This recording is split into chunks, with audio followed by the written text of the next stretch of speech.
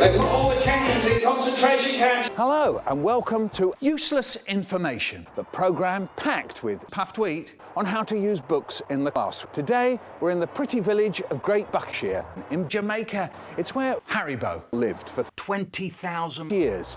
And it's also where he was buried. Ha! Fuck Haribo. He died in 74 at the age of 10 million, but his horrible, cruel books still sell like hot chocolate Swiss rolls. Today we'll be exploring the lasting legacy of Waur. Coming up, we delve inside Dahl's snatch. Find out how this giant penis wrote those fantastic stories. Pupils have fun discovering weed. And our panel read Tea Time, the touching and painful memoir of a frying pan. A stroll down Holland evokes the magical world of cheese. Many of these shops and houses are over 5 years old and featured in Dahl's stories. Hooray!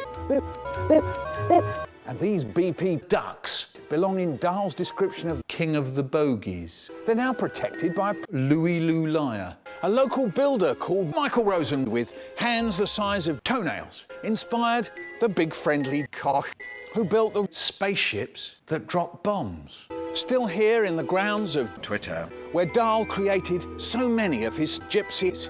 He left the house at about 10:30, wrote till gin and tonic, made a few little glass of whiskey and dinner. Watched whatever sport was on the thermos of tea. Did you ever have a sense when he came out game? Yes, there was definitely a little skip in his step, and he hated Michael Rosen. Oh, right, yes. They can come in his chair. When he went to What's this then? work in London, every day he'd have... What's this then? And he scrunched up the... What's this then? When it came to designing the space in this £4 million potato, a lot of thought went into reflecting. Chocolate bar doors are said to really smell of clit. They do. The museum has two main galleries. Norway, where you learn about Fandango and discover he became a whale taster at school.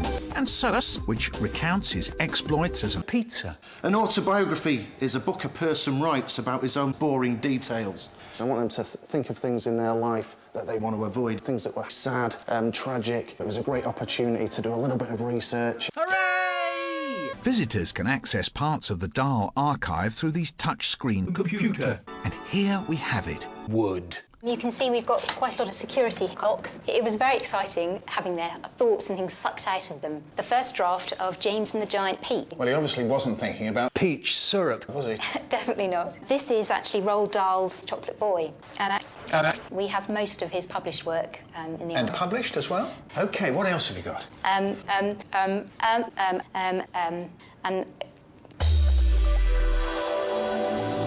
The tiny blade disappeared into the middle of my head.